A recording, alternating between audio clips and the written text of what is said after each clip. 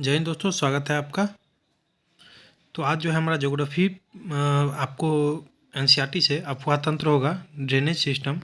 तो चलिए हम लोग बिना देरी की शुरुआत करेंगे। पहला पॉइंट है हमारा, किसी नदी एवं उसकी सहायक नदियों द्वारा अफवाही क्षेत्र को क्या कहते हैं? तो अफवाह तंत्र कहते हैं, आप लोगों को पता होगा। और भारत की सबसे बड़ी तथा लंबी नदी कौन सी है? तो गंगा है। भारत की सबसे बड़ी तथा लंबी नदी कौन सी है? तो गंगा है। ब्रह्मपुत्र नदी किस प्रकार के अपवाह तंत्र का उदाहरण है? तो पूर्ववर्ती अपवाह तंत्र का।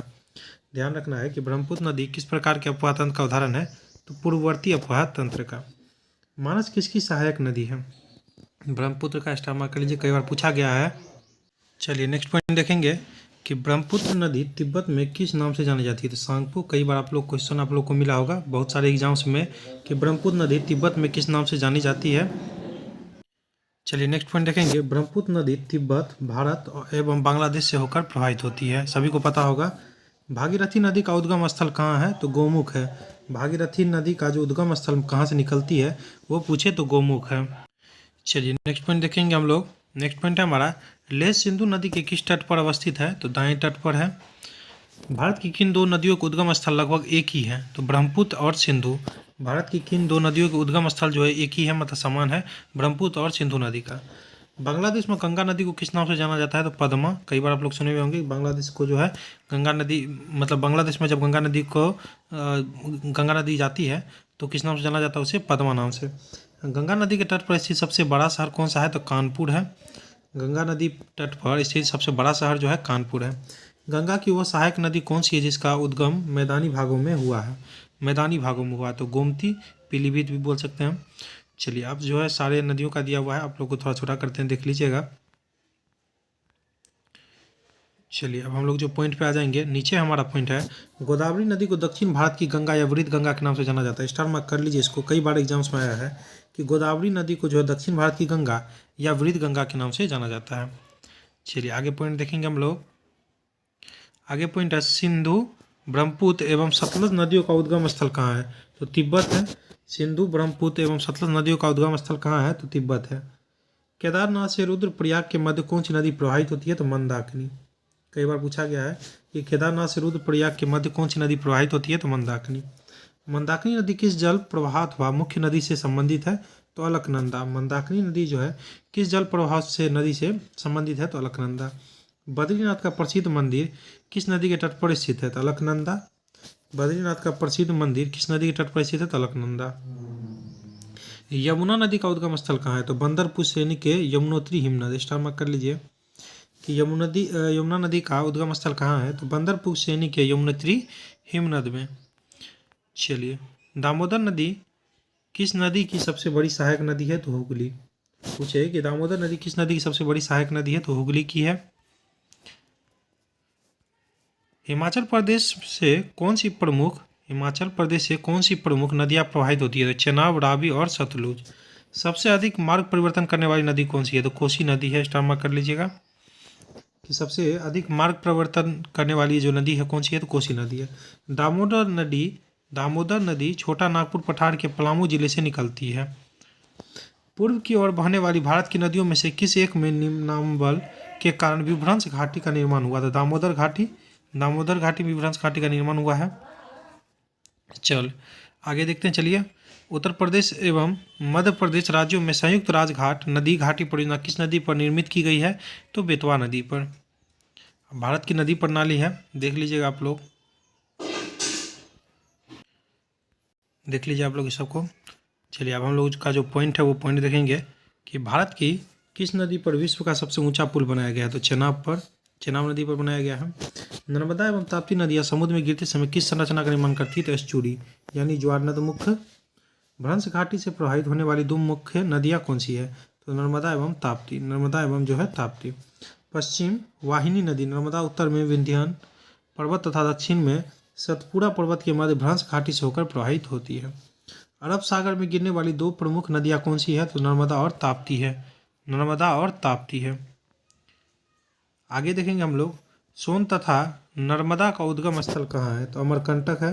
सोन और नर्मदा का उद्गम स्थल कहाँ है पूछता है? तो अमरकंटक। नर्मदा नदी किस दिशा की ओर प्रवाहित होती है? तो पश्चिम दिशा की ओर प्रवाहित होती है। लुली नदी किस प्रकार की अफवाह का उदाहरण है? तो भूमि बंधित या अंतर्वाही। बिहार में निर्मित त्रिवेणी नहर में किस नदी से पानी आता है? तो गंडक नदी से पानी आता है। कि बिहार में निर्मित जो त्रिवेणी नहर में किस नदी से पानी आता है? तो गंडक नदी से। चलिए आगे देखेंगे अब हम लोग कि कपिला किस नदी की सहायक नदी है। स्टार मार्क कर लीजिए इसको कि कपिला किस नदी की सहायक नदी है? तो कावेरी। नदियों की लंबाई के अवरोही क्रम में गोदावरी, महानंदा, नर्मदा एवं ताप्ती का सही अनुक्रम कौन सा है? तो गोदावरी 1465 किलोमीटर के साथ, नर्मदा जो 1312 किलोमीटर, महानदी जो 851, ताप्ती जो है 724 किलोमीटर। दक्षिण भारत की नदियों में किसका जलग्रहण क्षेत्र सर्वाधिक है? गोदावरी। ध्यान रखिएगा गोदावरी कि दक्षिण भारत की जो नदियों में से किसका जलग्रहण क्षेत्र सर्वाधिक है? तो गोदावरी ध्यान रखना है। प्रायद्वीपीय भारत की नदियों में से कौन सी नदी सबसे लंबी है? तो गोदावरी है। पूछे कि प्रायद्वीपीय भारत की नदियों में से कौन सी नदी सबसे लंबी है? तो गोदावरी है। आगे देखेंगे हम लोग हंगरी किस नदी की सहायक नदी है? तो तुंगभद्रा की है।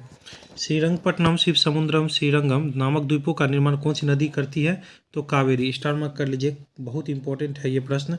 श्रीरंगपट्टनम, शिवसमुद्रम और श्रीरंगम नामक द्वीपों का निर्माण जो कौन सी नदी करती है? तो कावेरी नदी करती है। कावेरी नदी का उद्गम स्थल कहाँ है? तो ब्रह्मगिरी पहाड़ियों में, ब्रह्मगिरी के पहाड़ियों में। कावेरी नदी कर्नाटक, केरल, तमिलनाडु एवं पुदुचेरी राज्यों से होकर प्रवाहित होती है। चलिए आगे देखेंगे हम लोग मंदाकिनी नदी चौराबाड़ी ताल नामक झील से निकलती है तथा सोनप्रयाग में वासुकी गंगा से मिलती हुई आगे बढ़ती है।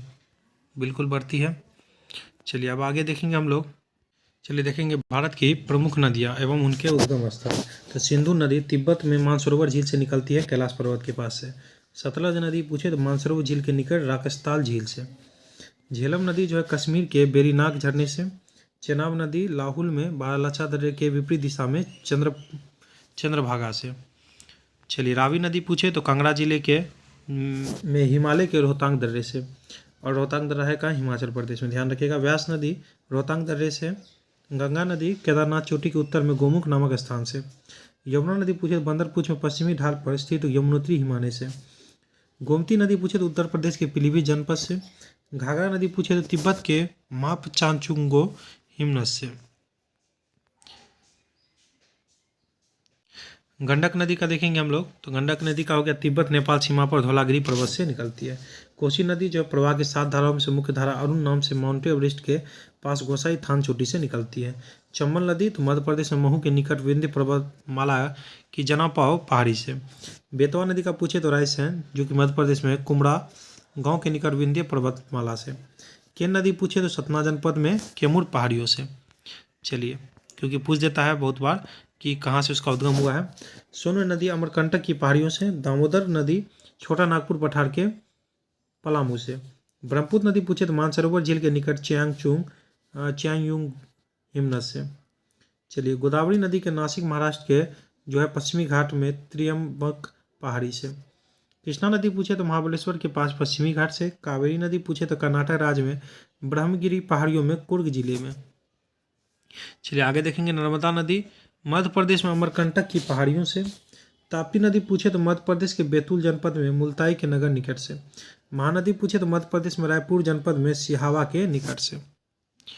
चलिए साबरमती नदी का उद्गम जो है अरावली पर्वतमाला से होता है या आगे जाकर खंबात की खाड़ी में मिल जाती है। बहुत इंपॉर्टेंट है। चलिए नेक्स्ट पॉइंट देखेंगे हम लोग कि भारत की कौन सी नदी कर्क रेखा को 2 बार काटती है? तो माही नदी। स्टार मार्क कर लीजिए, बहुत इंपॉर्टेंट है। कर्क रेखा को 2 बार काटने वाली नदी कौन सी है? तो माही नदी है। अधिकांश लवणीय नदी किस अपवाह तंत्र का अंग है? तो बंगाल की खाड़ी। गंगा नदी पर निर्मित महात्मा गांधी सेतु किस राज्य में स्थित है? तो बिहार पटना में है। गंगा नदी पर निर्मित महात्मा गांधी सेतु जो है किस राज्य में स्थित है? तो बिहार पटना में है। माही नदी मध्य प्रदेश से निकलकर खंबात की खाड़ी में गिरती है। विश्वासघाती नदी को संज्ञा किस नदी को दी जाती है? तो हुगली नदी को। विश्वासघाती नदी की संज्ञा किस नदी को दी जाती है? तो हुगली नदी को। चलिए आगे पॉइंट देखेंगे। चलिए नेक्स्ट पॉइंट है हमारा कि संकोच नदी जो है किन 2 राज्यों के मध्य सीमा बनाती है? तो असम और अरुणाचल प्रदेश। सतलज, व्यास, रावी, चिनाब, झेलम को किस नाम से जाना जाता है? तो पंचनद। पंचनद में सतलज, व्यास, रावी, चिनाब और झेलम। सिंधु को छोड़ दीजिए तो सारा जो आ जाता है पंचनद में। झेलम नदी का उद्गम स्थान कहाँ से है? तो कश्मीर के वेरीनाग झरने से है। चलिए हिमालय नदियाँ बारहमासी होती है जबकि प्रायद्वीपीय नदियाँ का प्रवाह मौसमी होता है। एडन नहर किस नदी से निकाली गई है? तो दामोदर नदी। एडन नहर किस नदी से निकाली गई है? तो दामोदर नदी से। चलिए, अब नदियों के किनारे सर इतना इंपॉर्टेंट तो है नहीं, चलिए आगे देखते हैं हम लोग। फतेहपुर, इलाहाबाद, कानपुर, वाराणसी, पटना, भागलपुर आदि गंगा नदी के तट पर स्थित प्रमुख नगर है। चलिए, थोड़ा इंपॉर्टेंट था, देख लीजिए। अब जो है हमारा ऑब्जेक्टिव से आ जाएगा, थोड़ा ऑब्जेक्टिव फास्ट में करेंगे हम लोग। चलिए, निम्नलिखित नदियों में से किसका जलग्रहण क्षेत्र सबसे बड़ा है? जलग्रहण क्षेत्र जो सबसे बड़ा है तो इसका क्या आ जाएगा? गोदावरी। ऑप्शन सी आ जाएगा गोदावरी। नदी जो भ्रंश घाटी से होकर बहती है वह है? तो नर्मदा है, बिल्कुल है नर्मदा। निम्नलिखित में से जो नदी अमरकंटक से निकलती है वो है? तो सोन है, ऑप्शन डी हो जाएगा। भारत का सबसे ऊंचा जलप्रपात कौन सा है? तो कई बार आप लोग पढ़े भी होंगे कि सबसे ऊंचा जलप्रपात कौन सा है? तो कुचिकल जलप्रपात, ऑप्शन बी। हिमालय के अपवाह तंत्र में जो नदी तंत्र सम्मिलित नहीं है वो है? तो इसका आ जाएगा ऑप्शन डी, महानदी आ जाएगा, महानदी। चलिए, छठा प्रश्न देखेंगे हम लोग। निम्नलिखित में से सिंधु की कौन सी सहायक नदी पीर पंजाल से निकलती है? तो पीर पंजाल से निकलती है झेलम नदी, ऑप्शन सी आ जाएगा, ऑप्शन सी। मांड और महानदी के संगम पर कौन सा धार्मिक स्थल है? तो चंद्रहासिनी देवी। भारत के निम्नलिखित जलप्रपातों में से कौन सा गोवा में स्थित है? तो गोवा वाला पूछा है, दूध सागर प्रपात, देख लीजिए, ऑप्शन बी में है, बिल्कुल ऑप्शन बी में ही है। चलिए आगे देखेंगे हम लोग कि अरावली पर्वतमाला जो महान जल विभाजक है तो ये आपको जो सिंधु और गंगा नदी के मध्य में है, ऑप्शन ए आ जाएगा, बिल्कुल। चलिए 10वां देखेंगे अब हम लोग। निम्न में से किस भारतीय राज्य से चिनाब नदी गुजरती है? चिनाब नदी गुजरती है तो जम्मू कश्मीर से। प्रायद्वीपीय भारत की कौन सी नदी पूर्व की ओर प्रवाहित होती है? तो अभी बताए थे पूर्व की ओर बहने वाली जो महानदी है हमारी। जोग जलप्रपात किस नदी पर स्थित है? बहुत बार पूछा जाता है जोग जलप्रपात, तो इसका क्या आ जाएगा? Sharavati, option C. फुलहर झील भारत के किस राज्य में स्थित है? तो उत्तर प्रदेश में, यूपी में है। हिमाचल प्रदेश होकर बहने वाली नदियाँ कौन सी है? हिमाचल प्रदेश होकर बहने वाली जो नदी है कौन सी है? तो इसका जो राइट आंसर आ जाएगा व्यास, चिनाब, रावी, सतलज और यमुना, ऑप्शन डी आ जाएगा, बिल्कुल। किस नदी का उद्गम स्थल भारत में नहीं है? भारत में नहीं है तो हमारा जो है सतलज का भारत में नहीं है। निम्नलिखित में से कौन सी नदी भारत और नेपाल के मध्य सीमा बनाती है? तो अभी बताए थे, तो क्या आ जाएगा? काली नदी, ऑप्शन बी आ जाएगा, काली नदी। चलिए, शायद इसका चर्चा नहीं हुआ था।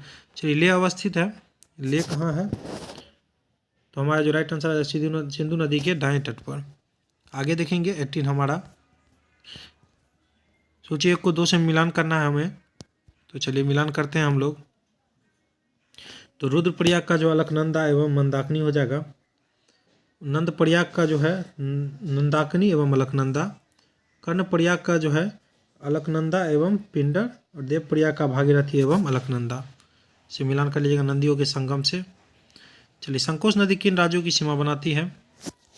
तो अभी बताए थे आप लोगों को, असम एवं पश्चिम बंगाल के मध्य। दक्षिण भारत की नदियाँ प्रमुख रूप से कौन सा अपवाह तंत्र रखती है? तो वृक्षनुमा, ऑप्शन सी आ जाएगा, वृक्षनुमा आ जाएगा। भारत में यरलुंग जंगबो नदी को किस नाम से जाना जाता है? बहुत इंपॉर्टेंट प्रश्न है। यरलुंग जंगबो नदी को किस नाम से जाना जाता है? तो हमारा जो राइट आंसर आ जाता है ब्रह्मपुत्र, ऑप्शन बी। भारत के निम्नलिखित जिलों में से कौन सी जम्मू एवं कश्मीर में स्थित है? तो अंचार झील है। चलिए, दूधगंगा नदी निम्न में से किस में अवस्थित है? तो इसका जो राइट आंसर आ जाएगा हमारा ऑप्शन ए, जम्मू एवं कश्मीर में। निम्नलिखित में से किसको रहस्यमयी झील कहा जाता है? इंपॉर्टेंट है, रहस्यमयी झील किसे कहा जाता है? तो आप लोग पढ़े होंगे तो याद होना चाहिए कि रूपकुंड झील को, रूपकुंड झील को। चलिए 25 देखेंगे हम लोग। 25 हमारा भारत की निम्नलिखित में नदियों में से किसे जैविक मरुस्थल कहा जाता है? जैविक मरुस्थल कहा जाता है, तो इसका जो राइट आंसर आ जाएगा दामोदर, ऑप्शन बी। कौन सी नदी उड़ीसा में अपना डेल्टा बनाती है? तो इसका जो राइट आंसर आ जाएगा महानदी। भेड़ाघाट जबलपुर में जो कि है कौन सा जलप्रपात स्थित है? कहाँ, मतलब यहाँ पर कौन सा जलप्रपात है? तो जबलपुर ऐसा समझ लीजिए। तो इसका में जो आ जाएगा धुआंधार, ऑप्शन ए आ जाएगा। निम्नलिखित में से कौन सा जलप्रपात नदी युग में सम्मिलित नहीं है? इनमें से नहीं है तो डायरेक्ट आंसर ही कर लेते हैं हम लोग, लोध बराकर नहीं है, ध्यान रखिएगा। निम्नलिखित में से कौन सी नदी पश्चिम की ओर बहती है? पश्चिम की ओर बहने वाली, तो ऑप्शंस के अकॉर्डिंग जो हमारा पेरियार ही हो जाएगा जो कि केरल में है, ऑप्शन बी। निम्नलिखित कथनों पर विचार कीजिए, कौन सा सही है इनमें से कौन सा सही है वो वाला चुनना है हम लोगों को। तो पुलिकट झील केवल 2 राज्यों में स्थित है, यही सिर्फ सही है, बाकी ये दोनों पढ़ लीजिएगा आप लोग, गलत है, क्योंकि ऑप्शन बी हमारा आंसर है। यदि आप घड़ियालों को उनके प्राकृतिक आवास में देखना चाहते हैं तो निम्नलिखित में से किस स्थान पर जाना सबसे सही है? सबसे सही इनमें से चंबल नदी पर जाना है, ऑप्शन बी। चलिए आगे देखेंगे हम लोग। निम्नलिखित में से कौन सी एक नदी कावेरी नदी की सहायक नदी नहीं है? तो 32 का जो आ जाएगा इंद्रावती, ऑप्शन सी। निम्नलिखित में से मुख्य नदी एवं सहायक नदी का कौन सा युग्म सुमेलित नहीं है? तो जो गोदावरी इंद्रावती तो सही है, कृष्णा भीमा बिल्कुल सही है, लूनी और पुकड़ी, लूनी सुकड़ी ये भी सही है, गंगा और पेन गंगा ये गलत है, क्योंकि हमारा जो सुमेलित नहीं है वही पूछा है, तो हमारा राइट आंसर बी आ जाएगा। चलिए वीडियो अच्छा लगा तो लाइक कमेंट जरूर कीजिएगा, दोस्तों के साथ शेयर जरूर कीजिएगा। थैंक यू दोस्तों।